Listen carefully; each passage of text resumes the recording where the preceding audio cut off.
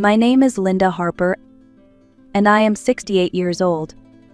If someone had told me that the deepest wound of my life would come not from an enemy, but from the daughter I raised, I would have laughed in disbelief. Yet on a quiet morning not long ago, I sat at my kitchen table with a cup of black coffee and opened my bank account on my laptop. My eyes locked on the numbers glowing on the screen. $450,000 had vanished overnight. At first, I thought there had been a bank error or maybe a system glitch. But before I could call customer service, my phone buzzed with a text message that made my blood run cold. "Thanks for the house and the car, Mom." A little smiley face followed as if this was some kind of joke. I froze. That message was from Emily, my daughter, the little girl I had adopted when she was 3 years old after her parents died in a car accident. I raised her as my own, poured every ounce of love I had into her, and built my life around making sure she would never feel abandoned again. I read her message over and over, unable to believe what I was seeing. My daughter had not just taken some money. She had drained almost $500,000 in one night, and then thanked me as if I had simply handed her a gift. I told myself to breathe, to stay calm. But as I sat there staring at that mocking text, one truth became painfully clear. The betrayal I felt in that moment was far heavier than any financial loss. Emily thought she had outsmarted me, thought she had finally secured the life she deserved at my expense. What she did not know was that she had just opened a door she would never be able to close again. When I arrived home later that morning, Emily and her husband Brian were waiting in the living room. They sat side by side on the sofa, their faces lit up with satisfaction. Emily dangled a shiny set of car keys from her fingers, while Brian leaned back with a smug grin, as if the world finally belonged to them. The air was thick with their triumph. "Mom, we have something to tell you," Emily began, her voice almost playful. "We bought a house. A beautiful 3-bedroom place with a yard. And of course, a brand new car." She flashed the keys again for emphasis, her eyes daring me to react. I stood still, clutching my purse, forcing my tone to remain even. "And where exactly did the money come from?" Emily tilted her head with exaggerated innocence. "From your account, of course. The savings you always kept for us, for our future. Brian and I figured it was only fair that after all your hard work you help us get started." Brian nodded firmly. "You had the money sitting there, Linda. We thought you wanted the best for your daughter. Isn't this what any parent would do?" My chest tightened. I thought back to the years I had scraped and sacrificed for her. "Emily," I said slowly, "do you remember who paid your tuition when you decided college was too expensive? Or who sold her car so you could buy that green prom dress you just had to have? Or maybe who mortgaged this very house so you could have the wedding you wanted?" "That was different," Brian muttered, shifting uncomfortably. "That was your duty as a mother." My duty. As if raising her, loving her, and giving up my dreams for her was not enough. As if I was nothing more than an endless source of money. Emily crossed her arms and lifted her chin. "Look, Mom, it's already done. The house is in our name, and the car too. You can't undo it. And honestly, after years of acting like we were barely scraping by, I think I deserve this." I looked at her carefully, memorizing the smug curve of her mouth and the pride in her eyes. She believed she had finally won, but she had no idea what kind of game she had just started. I remained silent as Emily and Brian celebrated their so-called victory. They thought they had cornered me, that they had finally broken free from what Emily liked to call my poverty act. What they did not know, what they had never bothered to ask, was who I truly was. For years I had kept my personal life and my professional life separate. To Emily, I was the tired old woman who scrubbed off-ice floors for a paycheck, always worried about bills, always sighing over rising grocery prices. That was the image I let her see. It was simpler that way. I wanted her to grow up without the weight of my responsibilities or the temptation of easy money. What Emily did not know was that behind those long hours I also built something lasting. Brick by brick, late nights after cleaning shifts, I studied business and accounting. Slowly, I created a logistics company that grew from one truck into a fleet, from one client into dozens. I kept my ownership quiet, letting others take the public spotlight, while I managed operations from the shadows. To Emily, I was just Mom. To the world of commerce, I was Mrs. Harper, founder and CEO. So when she drained nearly $500,000, she assumed she had taken from a bottomless savings account I had hidden from her. But she was wrong. The account she raided was not my personal nest egg. It was the operating account of Harper Logistics, the very account used to pay employees, suppliers, and taxes. An account watched closely by auditors and insured by federal regulations. By taking that money, Emily had not just stolen from me. She had stolen from 20 families who relied on their paychecks, from truck drivers counting on gas cards, from clients expecting their shipments on time. Emily smiled that day, thinking she had pulled one over on her poor old mother. What she did not realize was that she had committed a federal crime, and soon the smile she wore so proudly would disappear. The following morning, I sat in my car in the parking lot of Harper Logistics, gripping my phone so tightly my knuckles turned white. I dialed Arthur, my lawyer and longtime accountant, a man who had been with me since the early days of the company. When he answered, his voice carried a heaviness that told me he already knew. "Linda," he said, "there's a serious problem. The bank flagged a withdrawal of $450,000. It came from the operating account." "I know," I replied quietly. It was Emily, my daughter. For a long moment there was only silence on the line. Then Arthur sighed. "Linda, that account isn't like a savings account. Any unauthorized use is classified as embezzlement. This isn't just theft, it's a federal offense. We need to act quickly." His words pierced me. Embezzlement, federal offense, my own daughter. What are my options? I asked, steadying my voice. "Two paths," Arthur explained. "We can try to recover the money, privately talk to her, negotiate repayment, make it quiet. Or we file an official report, freeze her assets, and let the legal system handle it. But you need to understand, once we go legal, there's no turning back." I closed my eyes. Memories rushed in. Emily at 3 years old, clutching a stuffed rabbit the day I brought her home. Emily at 12, begging me for new shoes I couldn't afford but bought anyway. Emily at 18, walking across the graduation stage while I cheered louder than anyone. I had given her everything, and yet she had chosen to betray me. Arthur's voice cut through my thoughts. "Linda, what do you want me to do?" I opened my eyes, staring at the reflection of my tired face in the car window.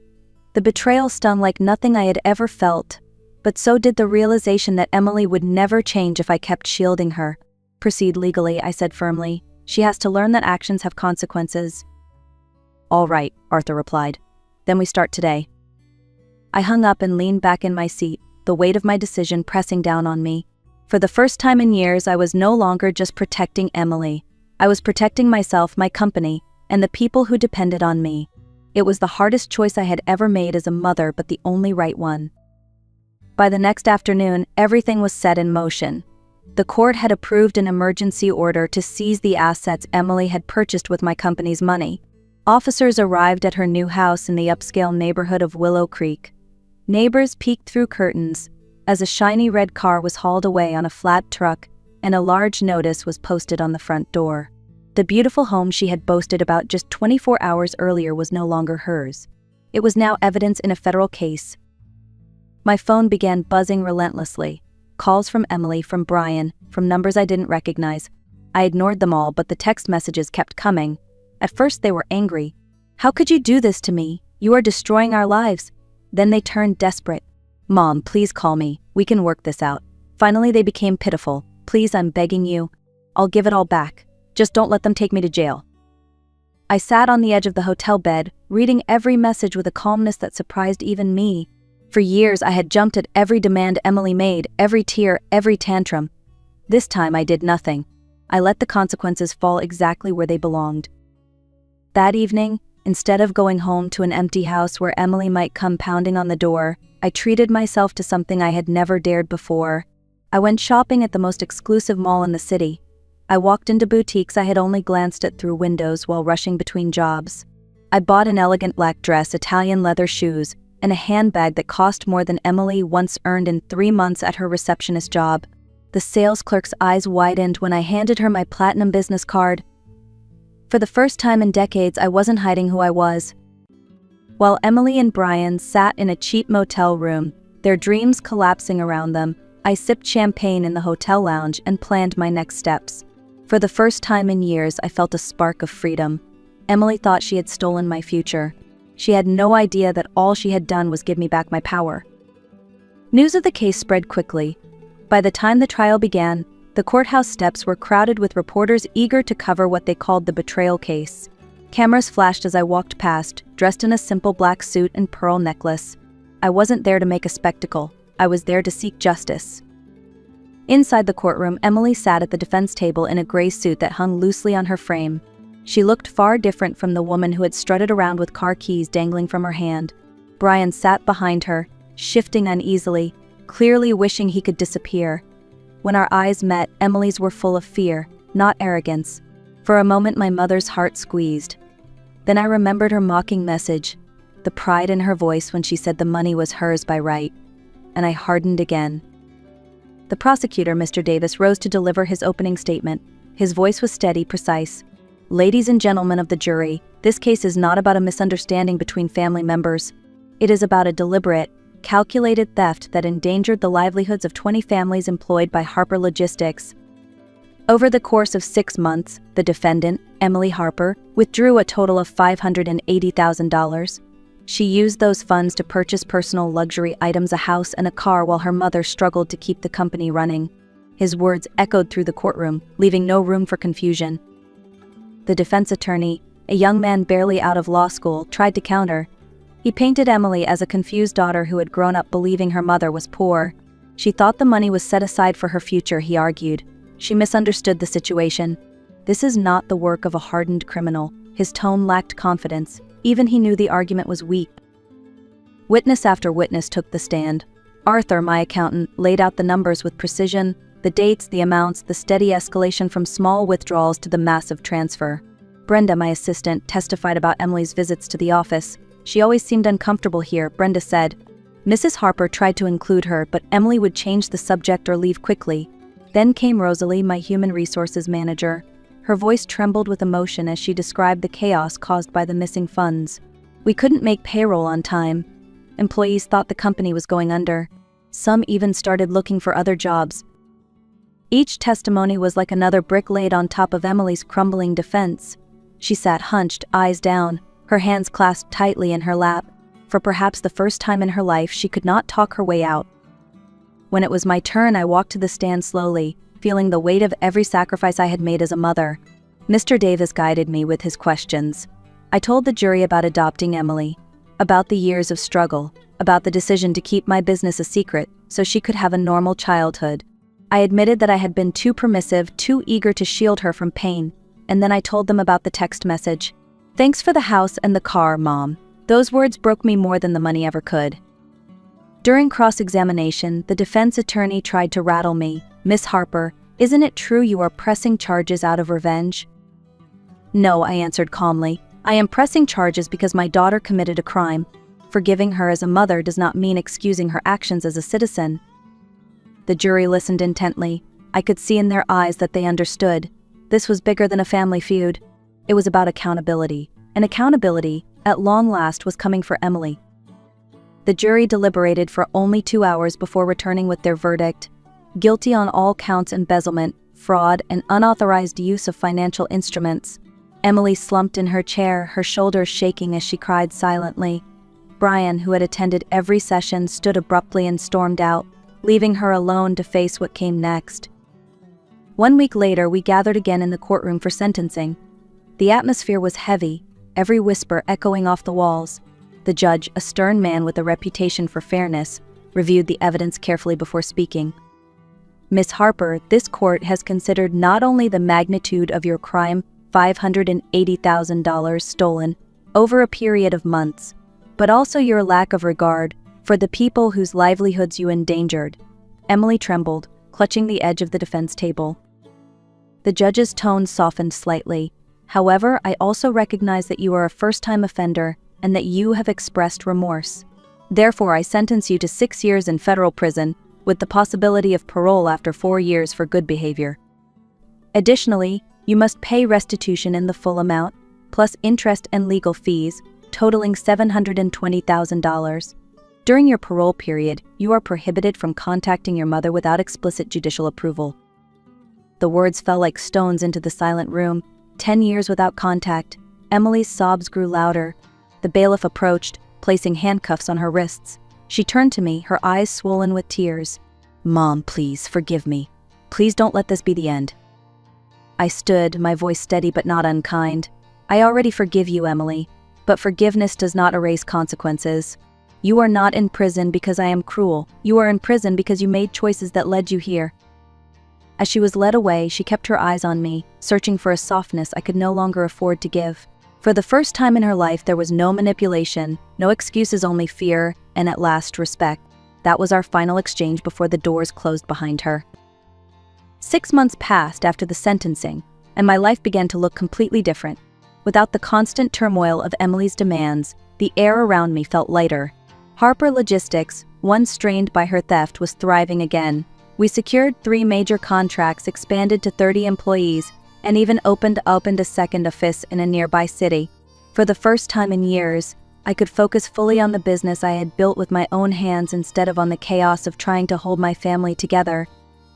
But the most meaningful changes weren't professional. They were personal. I sold the old house where every room carried the echoes of arguments, slammed doors, and years of unspoken resentment. In its place, I purchased a penthouse in the heart of the city. The wide windows overlooked the skyline, and at night I could see the light stretching endlessly. It felt symbolic, a new perspective, a higher place, a life reclaimed. I began to explore parts of myself I had long buried under the weight of motherhood. I enrolled in a painting class on Tuesday evenings, booked a long-delayed trip to Europe, and started enjoying dinners at fine restaurants without guilt. I realized how many years I had denied myself joy in the name of sacrifice. Now, I allowed myself to live fully. Friends who had drifted away returned, drawn not just by my success but by the peace I radiated. They told me I seemed lighter, freer. And they were right. For the first time in 24 years, I was not just Emily's mother. I was Linda Harper, businesswoman, artist, traveler, a woman who had finally chosen herself. The lesson was clear: when you set boundaries, you don't lose love, you gain respect. And sometimes you even gain back your life. 4 years later, a letter arrived in the mail with a return address that made my heart skip. Federal Correctional Institution. My hands trembled as I opened it, knowing it was from Emily. The restraining order had kept us apart, but she had received special permission through her parole officer to send me this one letter. Her handwriting was smaller than I remembered, steadier somehow. "Dear Mom," it began, "I don't expect forgiveness. I don't expect a second chance. I only need you to know what these years have taught me." She wrote about the loneliness of prison, about the therapy sessions that forced her to face herself, and about the question a counselor had asked that shattered her: "Can you name a single time you truly sacrificed for your mother?" Emily admitted she could not once.